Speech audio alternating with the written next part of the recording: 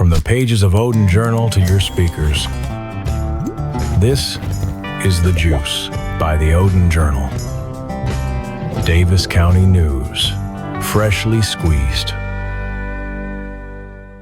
Welcome to the Juice Podcast by the Odin Journal.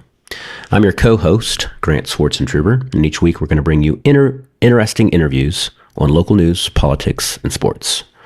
And if you're lucky, we'll talk about faith and culture and politics. And this week, we're talking to Mr. Jeff Ellington. How are you, Jeff? Thank you. Thank you for doing this. This is such a great thing for the community. It's my pleasure. Yeah. So, kind of the way I like to start with our guests is get to know their background, their connection to Davis County, to the area. So maybe tell me, I think we met a few years ago in political circles. You've been to my house to some events. I think we also talked a handful of times at the Republican State Convention. Yes. Yeah. And currently you're going to be running for Senate District 39. Yes. Which takes in Davis County. I have a close friend that is just retiring from that role. And I obviously want to see someone who's good in that position.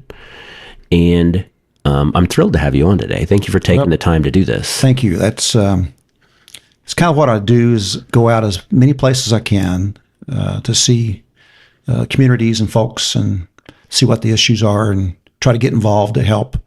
I'm a long-range planner and started Davies County going back to the late 80s, when Crane was on BRAC, Base Realignment Committee. Was on the chopping block. And a guy who had an office, John Hostetler, close to my home, I got introduced to him, and he was one of the leaders that helped save Crane. And there was a long-term vision. He was a member of Congress in the 80s and 90s, correct? Yes, yeah. And actually, no, he was in the 94 class, the Reagan Revolution of sorts, and that's when he would have started. So, okay, so you knew Congressman Hostetler? Yes. Yeah. Okay. And that's sort of, and I was in politics a few years before that, running for office as a county councilman. I served 8 years there, and just saw the vision of Southwest Indiana, early on, for sure back in the early 90s, especially for Crane. Back then, it probably wasn't the largest employer in Southwest Indiana, but now it is. Wow. And it's a very important little cornerstone, you might say, for Indiana. Absolutely. And that's kind of what got me involved in politics. Very good. So Crane's important to you. Obviously, it's important to folks in northern Davis County and all of Southwest Indiana, and the whole region. So you talked a little bit about the BRAC. That's the Base Realignment, and what's the A? Base Realignment Authorization. I'm not for sure. Okay. I just know. So with the BRAC, it's meant to go on a chopping block, Sure. So the BRAC was, it's obviously viewed negatively around here, that it was going to be a cut in defense, but also a cut in employment locally. Right. And I think for America, the defense of America, these locations were set up during the Eisenhower administration early on in the middle of our network of back then it was train tracks, and then it went into the interstate system where they expanded that. Okay. And I know a lot about the interstate system, and we looked in the future years ago about I-69 extending it, and basically that route was chosen, because of Crane. Yeah. So I've dabbled, in politics and dabbled in small business. Started my career off as a career firefighter. I knew that about you, and you've done quite a bit of construction as well. Yep. We redo facilities. We redid a couple of homes. We just, as each person grows and you get more income, you just keep going up and repairing and fixing and investing in some rental properties in your home and stuff. Yeah. Do you have rental properties? I do. Okay. Yeah. Where are they at? They're in the Bloomington, Monroe County area. Okay. Very good. And you used to, live in Monroe County. Yes. You live in Greene County. Greene County. Okay. Yes. And I was joking with you a little bit earlier before we got going. You have a 32,000 square foot house. I do. I do. And people think, are you nuts? Who lives in something like that? But, my wife and I are really lovers of brick and limestone, especially the Bloomfield area. They had the Bloomfield Brick Factory, as many others throughout Indiana and Monroe County, and even into Greene County and southern Lawrence, limestone area. And so we saw early on in 2016 a building that was in a small community that was just falling down. It was in the town of Bloomfield, which back then it was in the middle of my state representative district. And my wife said, "Oh, that would be such a great building to save." And I said, "Oh, I might have a plan for that." I love that. And so, and what was it before? it started off in 1926 as an artificial flower factory. Wow. And then in the early 30s, it changed after 2 bankruptcies to a guy who actually had a factory in Bloomington, and he moved his factory, needed more facility, a larger space, and he purchased it at a receivership, and he moved what they call the Bloomfield Woolen Mill from Bloomington to Bloomfield. I see. And he made wool blankets, wool gloves, especially a lot of stuff. It's this facility directly west of Bloomfield. Yes. Yeah. Just north of Odin. I mean, it's in central Greene County. Yeah. And it's very attractive at this point, the place that you've redone. Oh, it's getting there. Yeah. It's a lot of work. And Sure. it's 32,000 square it's feet. a work of love. Sure. You know, and my wife just loves it. Right west of us is the White River and the river bottom with the corn and soybeans, and the deer come across. And nobody will ever build there unless they build houses on 30-foot stilts.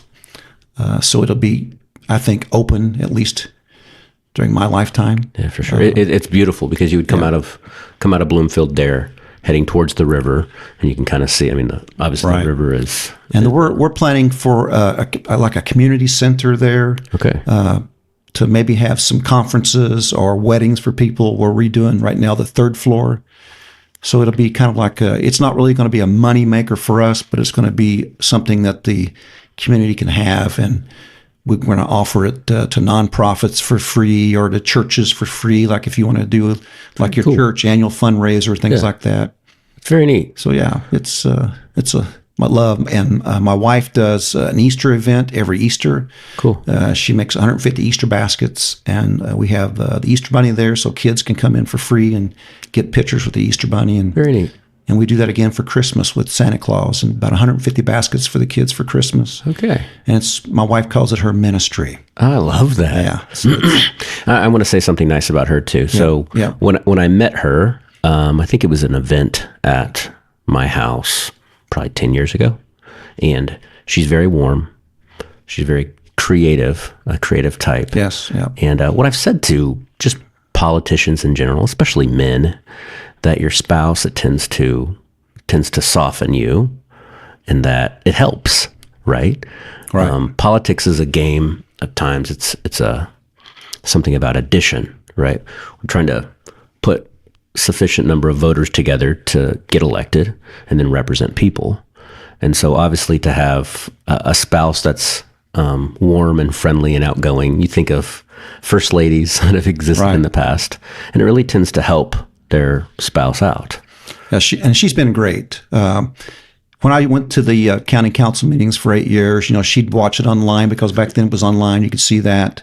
When I was county recorder, she'd come in and visit me at the office. When I was a firefighter, I worked every third day, 24 hours, and she would come in, bring the kids. We were allowed to do that, and bring in a snack or say hi and sit down with us and talk and discuss. And when I was in the state house, she was probably the only wife that she came up with me 5 days a week. She sat right in the gallery.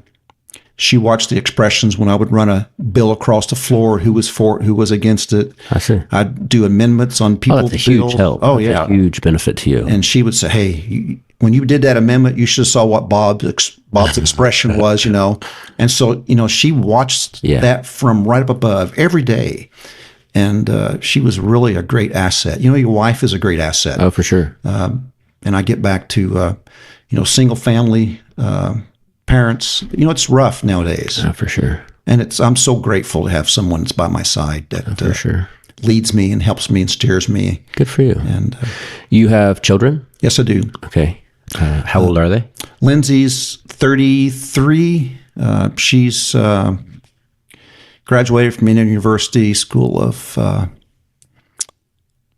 Kelly School of Business. I get yeah. And She in the area? she lives in Chicago. Okay. Got my first grandbaby. It's 18 months old, little girl. And my son-in-law, he works for a big company also out of Chicago. Okay. And that's been my focus, not just for my children or potential grandchildren in the future, but I've seen families, their son or daughter moves off to another state or another part of the country because the job opportunity here has just not been as great as it should have been. Right. And that's always been my motivation, is to try to give opportunity to keep families close. And I like that. That's what I've learned about. And entrepreneurs are what oftentimes gets us Right. that. You look at the Senate district that you're running for, Senate District 39. Right. And I was looking at this the other day. There's only a few of them that are growing in population or that are growing in entrepreneurial possibilities. I take that back. There's only Davis County is growing in population. They all have, possibilities and Right. potential for growth. It's just sometimes we're limited by what's between our ears. We limit ourselves. In our community, I think it does well, and I think it's the reason that the only growing population is Davis County, is because we've got a large Amish population, Mennonite population that have large families, and it's hard to have a growing economy when you have a shrinking population, right? Right. So tell me about that. I mean, do you agree with that conceptually, or do you think that there are things that, say, state government can do to help a place like Greene County or a place like, I don't know, Martin County, which is also in the district, Knox, Sullivan, Owen, Clay. Right. I don't know what makes it up. So some of the things I was able to help accomplish while I was in the state house as a state rep was, even before I talked about Crane, right? And just to clarify, you represented the northern part of Davis County and Martin and 3/4 of Greene, maybe 90% of Greene, and a small sliver south side of Monroe. okay. And at what point were you the state rep there? What was the time frame? I got caucused in 2015, December, and my term ended at the end of 22. So 7 years. Yeah, and I was up there during a great time of achievement for Republicans and for And this is the families. Matt Ubelor seat Yes, prior Matt to you. Ubler's seat prior to mine. There's a lot of things we were able to accomplish. Fortunately, you look at what makes a person and how do you make your decisions. And for me, it's always been those basic founding blocks, of freedom of religion, to be able to do your religion without any restrictions, to be able to protect your family and your businesses and your assets, with the Second Amendment from tyranny. And those big main building blocks is how I make my decisions. But we look towards Crane and you look towards the future, 25, 30 years ago, it wasn't as a big a facility. It didn't have as many job opportunities. And it was in the middle of nowhere with roads leading to nowhere. And so, But that's kind of how they wanted it, right? I mean, they designed Crane to be hard to get to. There's no body of water for the Navy to use. I mean, no large body of water that the Navy can use in southern Indiana. But that was kind of the appeal. That was kind of the idea, correct? it was, and I think the way they received the land through, I can't remember if it was a state owned it or who owned it, but still was in the middle of nowhere, which they wanted. But transportation was rail. To get munitions out. And over the last 40 years, the transportation on rail has decreased and it's increased on interstates through trucking corporations. For sure. And so two things they wanted to have to make sure that Crane didn't go on BRAC. They stipulated that DOD said that you had to have an interstate and you had to have a tech park. And that's two things that the community got together and accomplished. And one of those things was I-69, and I helped write the bills that funded the completion of I-69 ahead of timeline. And I think that was important. That not only protected Crane, but it opened up that southwest interstate for more development in the future. Oh, for sure. More jobs. Yeah, for sure. No, I mean, if we don't have the interstate Right. in Southwest Indiana, we've got problems, and obviously we probably are victims of a BRAC. Right.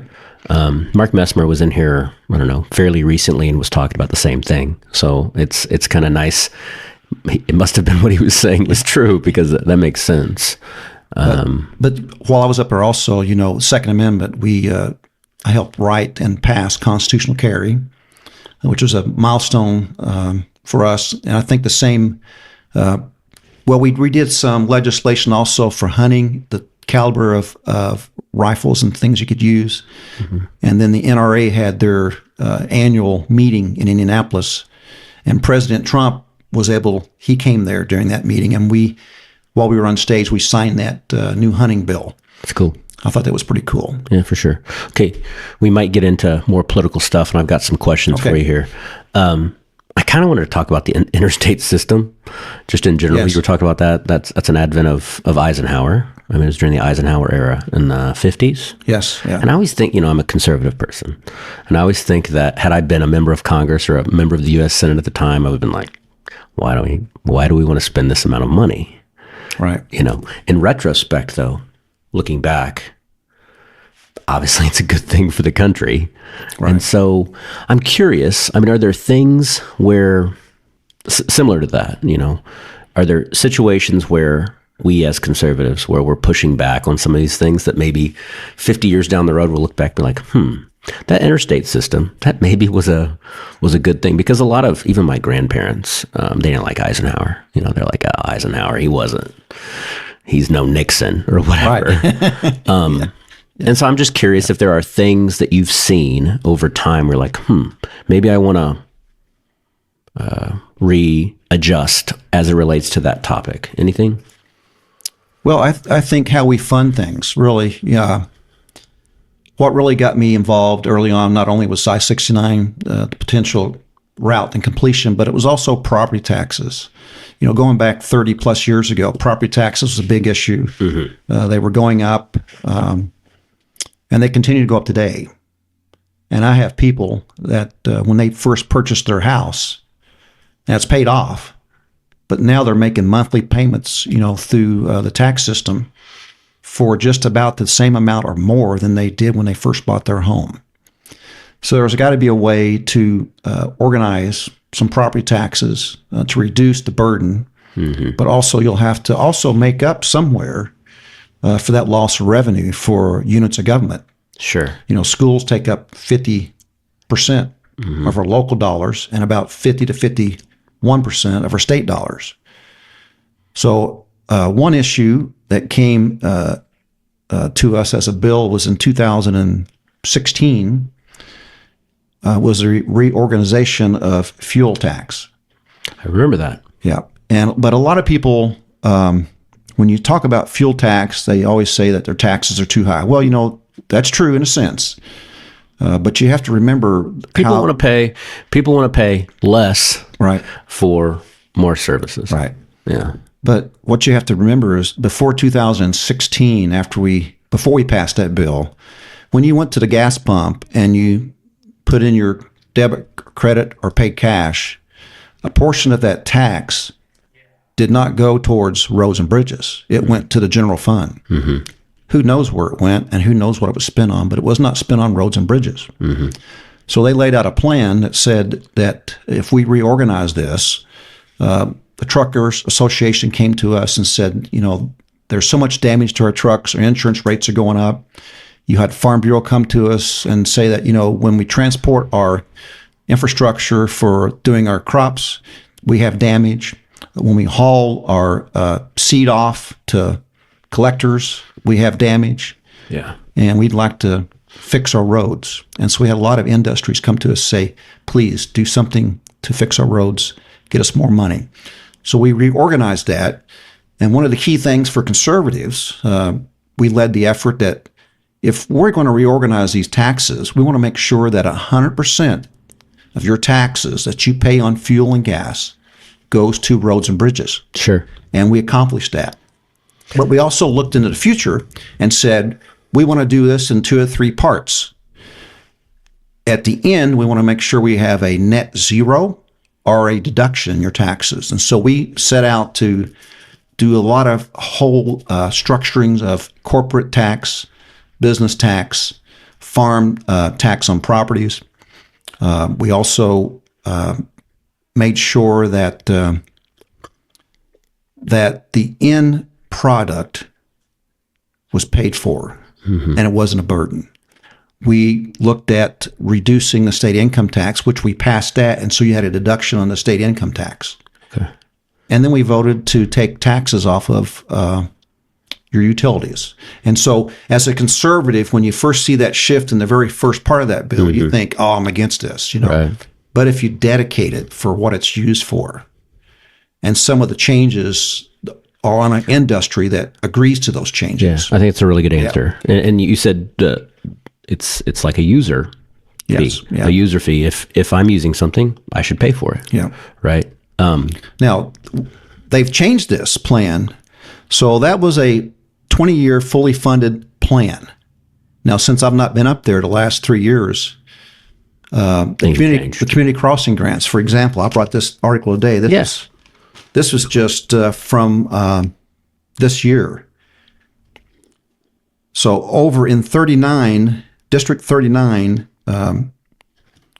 just this year, Bicknell got almost $1 million. Bloomfield got $350,000. Davies County got $1 million. Jasonville $260,000. Linton $1 million. Lagodi $1 million.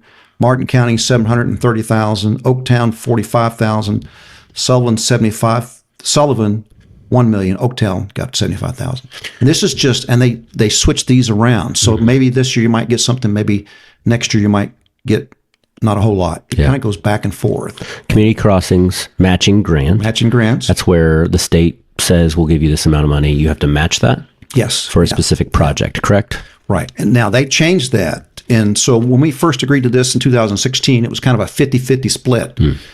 It used to be 75-25, where the small community pays 75% and the state would do 25. And I didn't think that was fair. You know, if we're going to be equal partners in roads and bridges, it's got to be equal. Now, since then, 2 years ago, I think they changed that to go back on some small communities to the 75-25. Okay. And that's well, I mean, who needs it the most. Yeah. What reform then? What's some common sense reform on surrounding that? Well, I think. I mean, does there need to be? Well, I think we keep our dollars here as locally as we can. Right. And we don't send it up, and we don't send it up to do 70. Right. I mean, there's some part of this district that uses 70 up towards the Sullivan area, but the majority of this district is south. Yeah.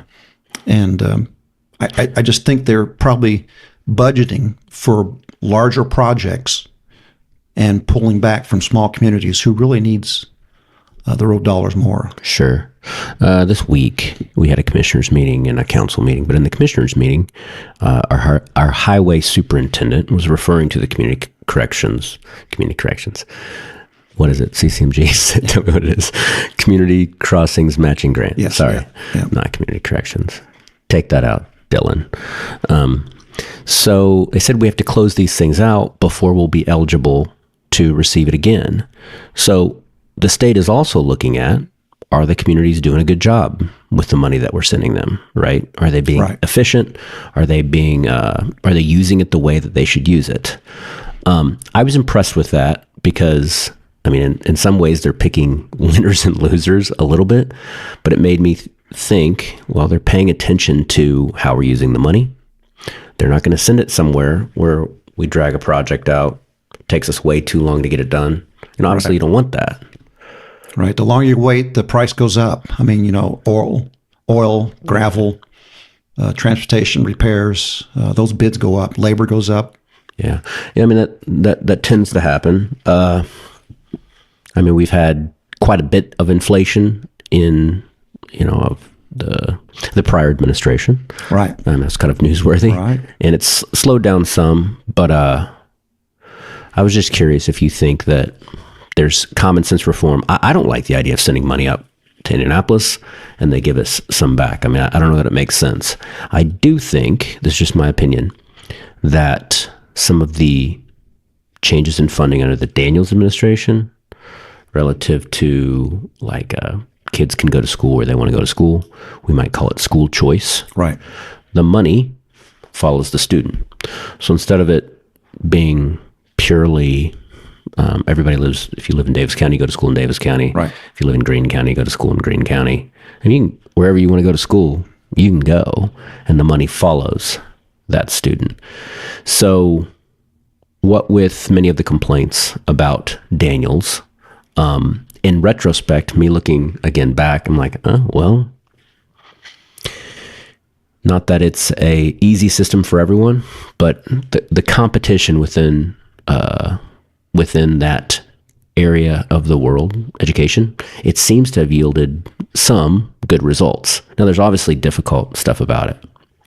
I'm curious if you have an opinion about, say, school choice, the way that works, and then if you would make any reforms or if you would recommend reforms in that world. I always believe that parents are closest to their child's education. I think parental choice is a good mark. Amen. Now, there is some... As it relates to where you're going to school, right. Of course. And there probably has been some disruption, from different districts, loss of students, depending on what's close to you, right? Education, I think in today's world and economy, parents tend to maybe drive a little farther to drop their kids off. I don't think they depend as much on buses as they used to, because you go to a school in the morning, just the line of traffic from parents. I just don't know if that's just convenience for them because they have to go to work. We have two working parents nowadays, and it's hard to even make ends meet with both of them. So I always rely on parents' choice. Okay, and that's a good answer. I mean, parents are supposed to be the primary educator here. Now, obviously, not everybody's going to homeschool. Not everybody's going to want to send their kids to, like in Davis County, we have a lot of what they call parochial schools, the Amish and Mennonite schools that are small, and it's a little bit unusual. But not everybody also wants to necessarily send their kids to any one place. It should be the parents, in my opinion, that are deciding. Right. Okay. I mean, I just kind of remember back as a kid, I came, we moved as a child. I moved with my parents from the eastern hills of Kentucky to Indiana back in the 70s. Like J.D. Vance? Back in the 70s. And J.D. Vance was from the eastern hills of Kentucky. Oh, really? I didn't know he's from. I knew he's out someplace out there. If you get the chance, read the book Hillbilly Elegy, J.D. Vance wrote in maybe 10, 15 years ago. It's fascinating. But, during my time frame, as I grew up, the family was really close. Sure. He's grandpa, front porch, uncle next door. My first house that I can remember, I think it was my second house, but I couldn't remember my first one. But my second house, as a child growing up, we had no running water, no bathroom. And I remember those times, when we first got running water, it went from the pump in the kitchen on a little sink to electric pump eventually. And I remember watching the school bus go by and pick up my neighbors who are older than me. And where were you at this time? You were in eastern Kentucky? Eastern Kentucky. Okay. Yeah, I was like... what county? Rowan County. Rowan County. Yeah, what's the Morehead State University. Oh, yeah. I know Morehead State. Phil Sims. Okay. New York Giants quarterback, Phil Sims? Yeah. Uh-huh. Wow. And, of course, it was Tom T. Hall. If you're really an old country guy, Tom T. Hall lived probably 16, 17 miles from our hometown. Oh, wow. Yeah. So when did you come to Indiana then? 74. Okay. And how old were you at the time? I'm not trying to date you. I'm going to guess maybe 12. Okay. 13 maybe. We've been coming up here. My uncle actually worked for RCA. What's your? How old are you right now? I'm just curious. 64. You're 64. 64. Okay. Yeah. I thought you were younger than that. You've got an amazing hairline. We go to the Oh yeah. go to the same place. Yeah. Okay, so you were in Rowan County, Yes. Morehead State University. Yeah. You mentioned Tom T. Hall. I don't know Yes. Tom T. Hall, but Yeah. the Country Music Highway runs north and south, just maybe a little south of there. Is that right?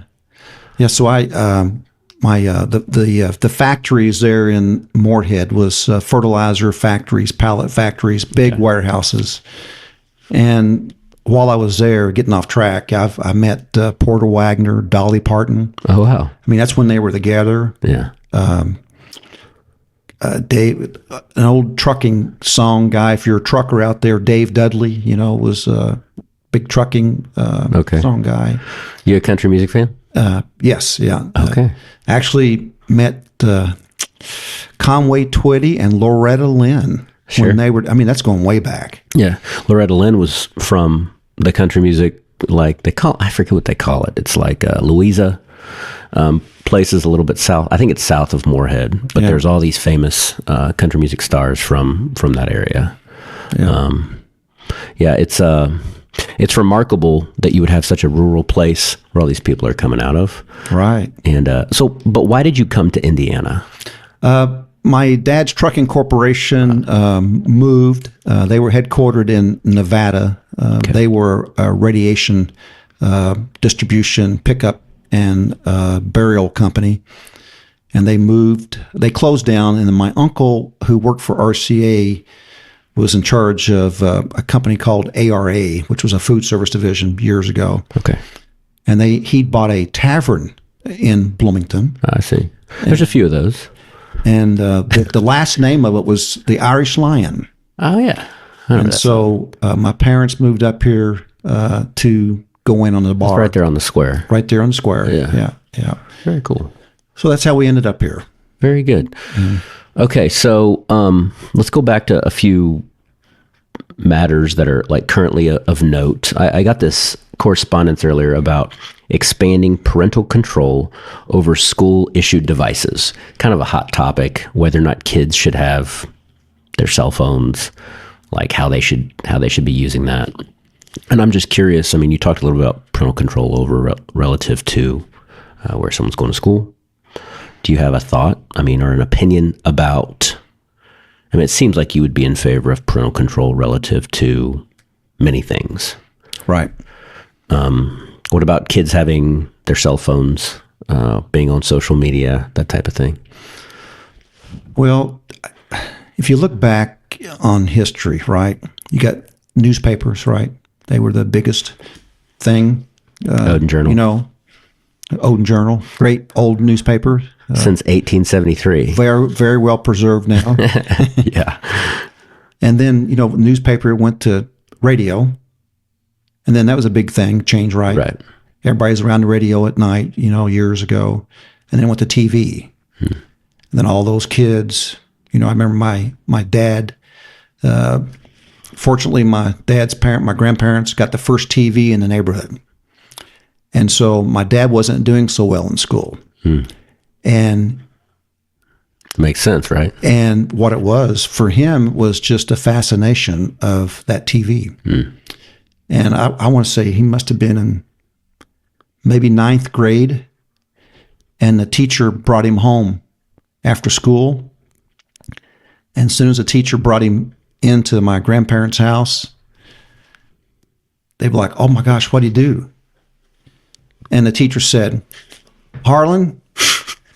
And my dad went straight to that TV. Teacher brought him home. My dad went straight to TV, turned the TV on. And he said, Mrs. White, whatever her name was, said, "What's wrong?" He says, "Harlan, Philip over there, he's learned all that I can teach him. Wow. And it's time for him to stay home on the farm." "Well, why?" "It's that TV right there," she said. "That's what ruined him." Wow. And you can overdo anything, whether it's games, whether it's some people do gambling, Right. and the Alcohol. phone and alcohol. Sure. I think phones are sort of going to any restaurant, any venue, and what do you see? Everybody's on their phone. Everybody's on their phone. I was at a IU basketball game, and I couldn't believe how many people weren't watching the game. I was like, what are you doing? So are we going to be able to correct that? I don't think I can. But it's a problem. I can try. Yeah, it's a problem. And as it relates to our kids, my children, we don't allow them, people think we're really strict or something like that. But I think it's bad for them to have a device like that when they're little.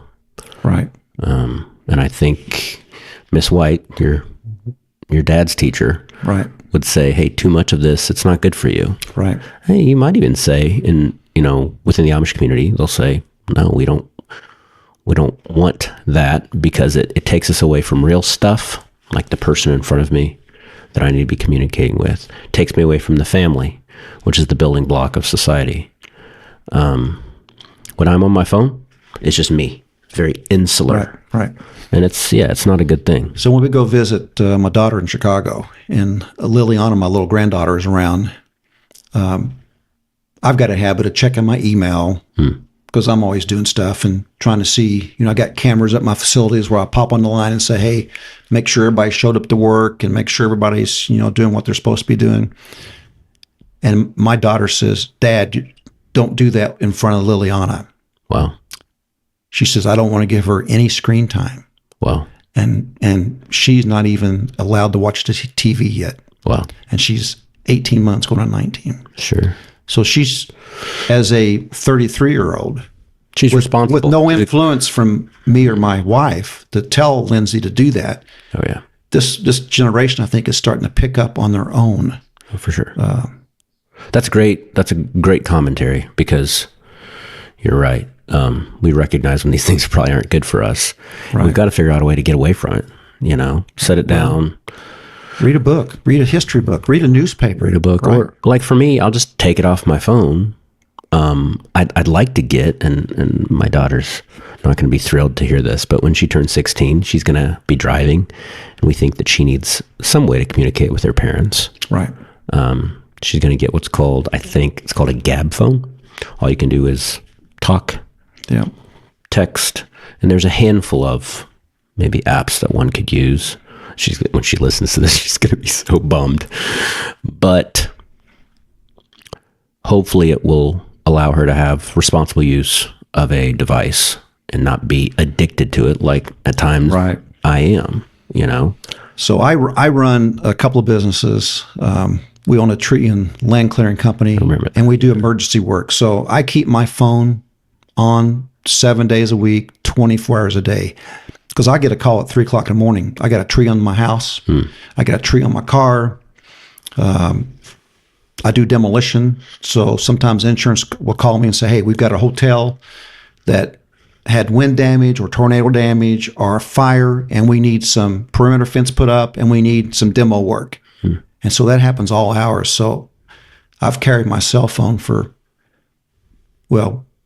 since I had the big bag, I've always carried a cell phone, and all the numbers I have, I put on call forwarding to my cell. So if somebody needs me, they can get you. They get me.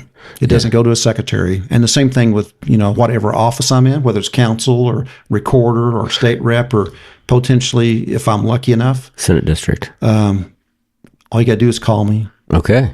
Do you want to tell folks your number? Yeah. 812-327-8118. Okay. Now, if it's important, you can call me anytime, but not 3 a.m. Yeah, not 3 a.m. Yeah. Okay. But I'm serious, if you have an event that you'd like to have somebody come down or come meet your family or your church or your business and highlight the work that you do. Yeah. Be more than happy to come down, and I'm just a short distance away. I'd like to have Hope and yourself down at some point. Before the primary, we're going to have all the candidates down. At first, I was kind of trying to draw the line at like current office holders versus those running.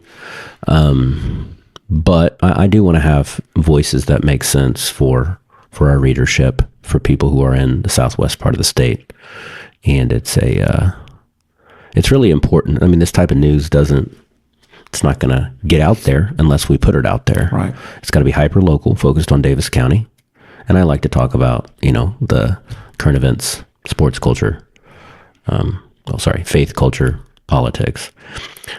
I do want to circle back to this thing about whether or not we'll see legislation on anything, because it's my understanding that schools went to the State House and said, hey, we need you guys to pass something because phones are a problem in the schools. The country of Australia passed legislation where you have to be a certain age before you can even be on social media. Do you see that as a reasonable step? Even a place where people can work together, maybe on the left side of the spectrum and the right side of the spectrum. I mean, I don't know. Doesn't seem to me that like Australia is like this conservative political place, but they recognize the harm for young people. Well, I think in a facility that's owned by a local unit of government, like a school, they probably have some more jurisdiction and rights than we do as parents in our own homes or out in the community. Sure.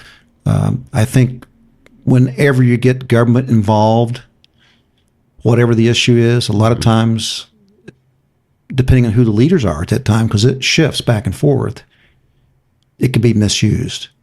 So whatever you do, it's got to be written in a way that, the local communities. Of course, you have, if it's a school, you have a school board that's elected. You got voters that go out and elect those individuals. I assume if something passes and they do something that you think is taking away your parental right more than they should, you can go out and change the school board. Sure. But I would rather make sure that it's written in a way that there is some guardrails. Sure. To protect, you as a parent. Yeah. What do you think about 16-year-old? So, I mean, this has been talking about more federally, but various states are taking it up. No social media below a certain age.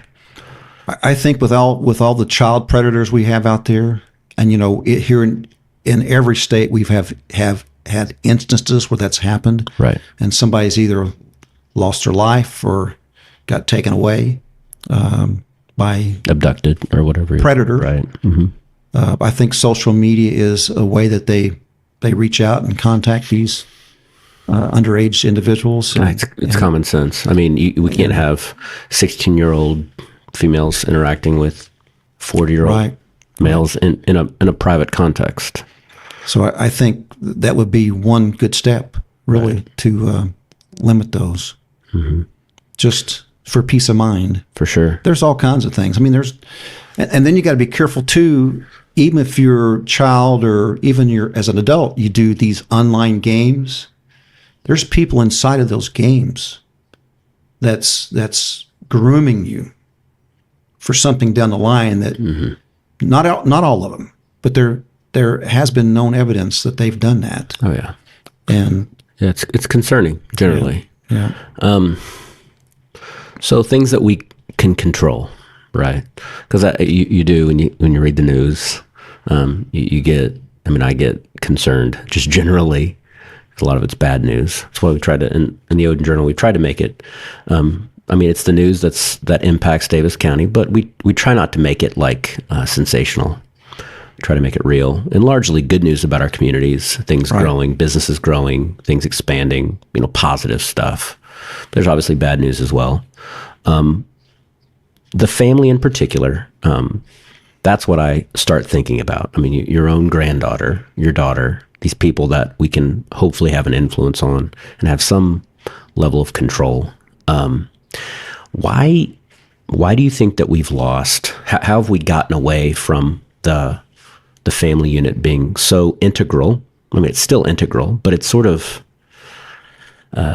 disintegrated. I mean, we fairly recently there was a lot of homes.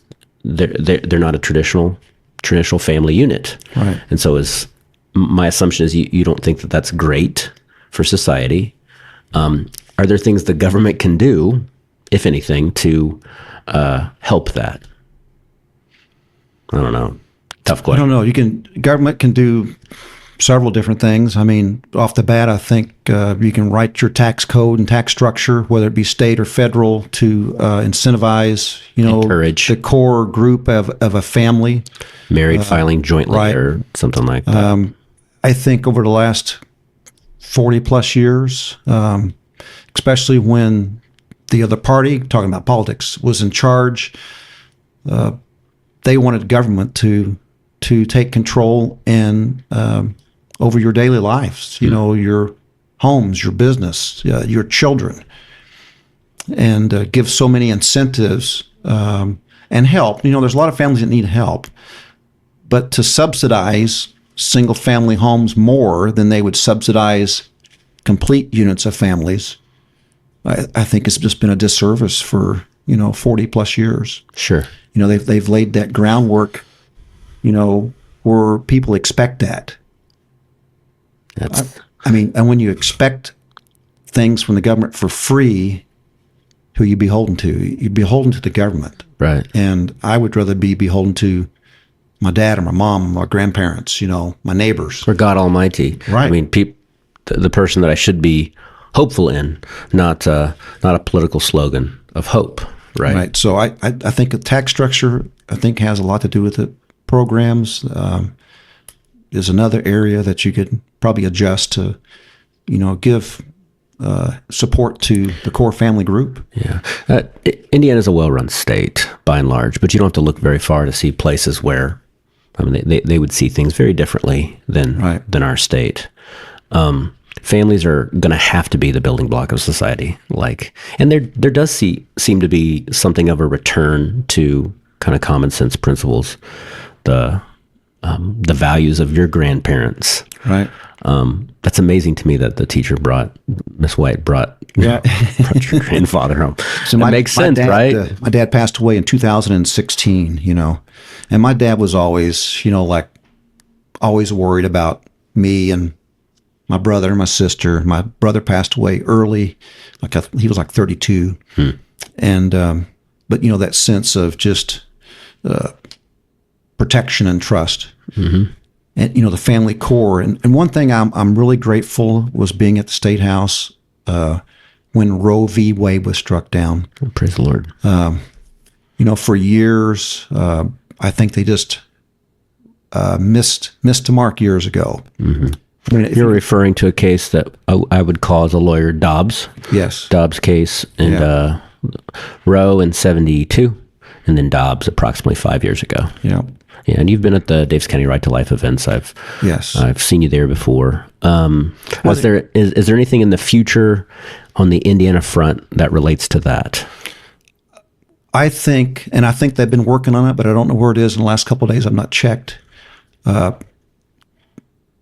Drug manufacturers or overseas people could not only they do fentanyl and stuff across the borders right illegally, but they also send out mail order items.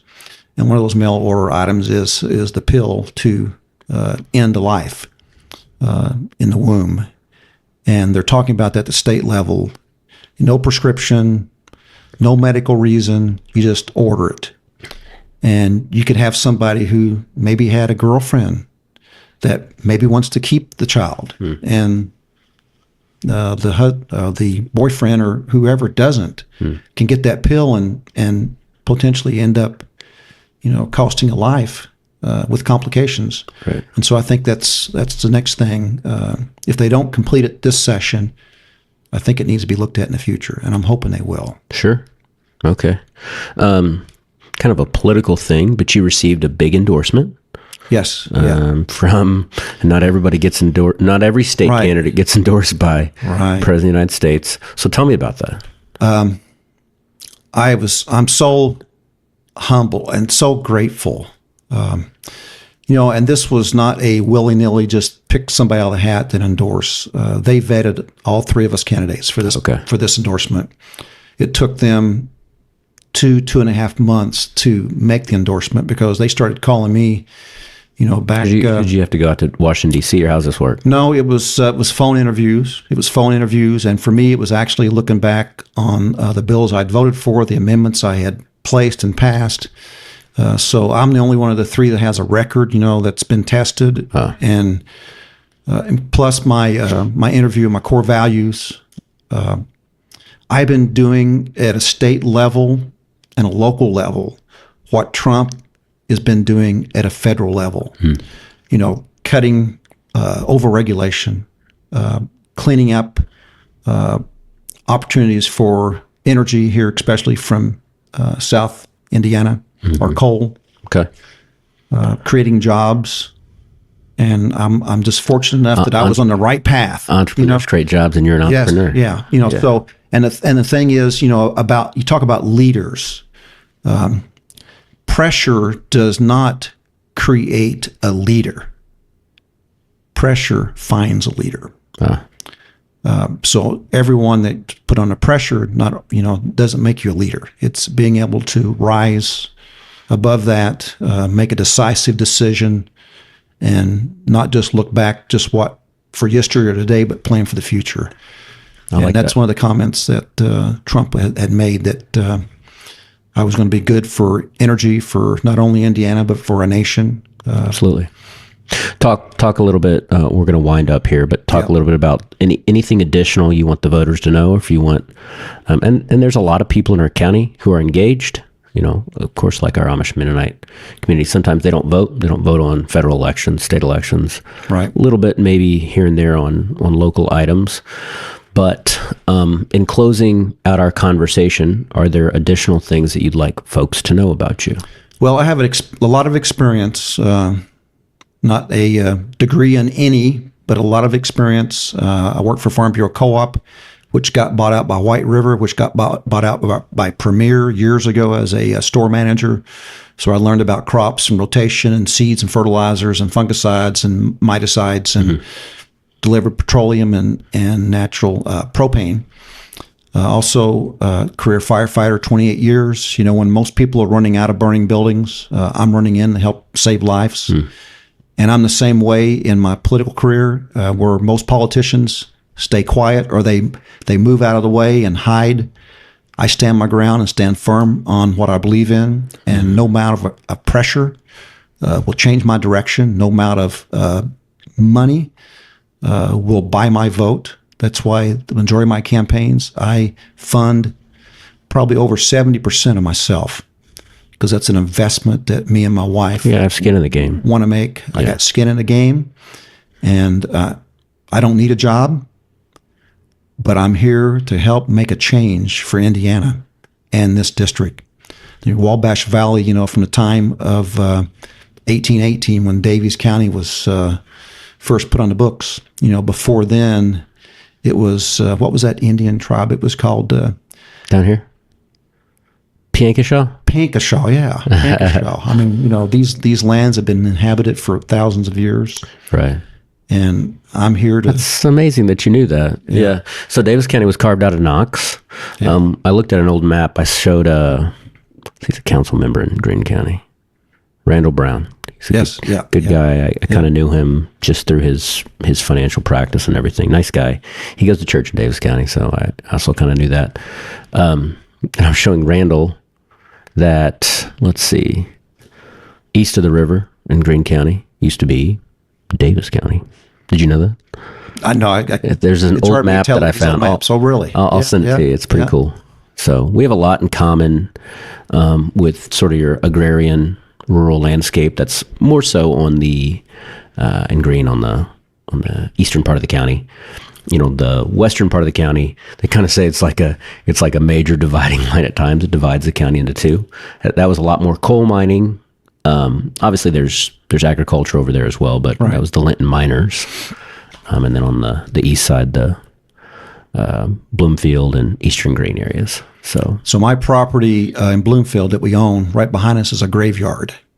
And buried on it is Van Slyke, who donated the land for Bloomfield to become the county seat of Greene County. I see. That's interesting. And so we, not only are we saving the building, but we redo and take care of the graveyard there, just in remembrance of that family and long time history. That's interesting. Yeah, it's It's really this is really a joy to get to know you a little bit better. I've known you for some time, and I'm just thrilled to have you in the studio today. Yeah. I will take you up on the offer too. I'd like to have you and Hope come down sometime and meet my family, and we've got a couple additions. Yes, I saw. More kids, yeah. And so we'll have a meal or we'll spend some time together if that's okay. Oh, great. Yeah, that'd be great. And if anybody has the other opportunity to do the same thing with your family, just give me a call on my phone. I'll be more than happy to come down and meet with you. And very good. And so you can kind of know me, and I can listen to you to see what you think is important Things you care about for your community. Things I care about, which I've already covered. Yes, Faith and culture. Politics tends to be downstream from our culture. That's why it kind of gets to this kind of nasty level at times. So when you're successful, and assuming you're successful, I will definitely encourage you to get to know someone. I've done this with others as well. Get to know someone that's got a totally different background than you. Oh, yeah. Somebody from, I don't know, somewhere else, and figure out what makes them tick, what do they care about. We're all just people, but bad theology or bad ideas about what makes Western society what it is, that tends to create quite a bit of fighting and infighting, and that's what you see at the national level a lot. These famous names that are at times polarizing. Well, I don't think they've got good ideas. Right. Well, I've always been open to say, where do you come from? Sure. Where's your shoes walked? Yeah. What experience do you have that gives you your opinion that I don't know about? And you learn a lot about just asking questions and seeing what your experiences are. For sure. And it may open an eye. It may open my eye. Yeah. To live and learn. For sure. Well, very good. Thanks again for coming. That. Yeah. And we'll wrap her up and listen again in the future. And I appreciate you coming in. Yeah. Thanks. All right. Thanks. Thanks for watching The Juice by the Odin Journal. Tune in next week for more Davis County news, freshly squeezed.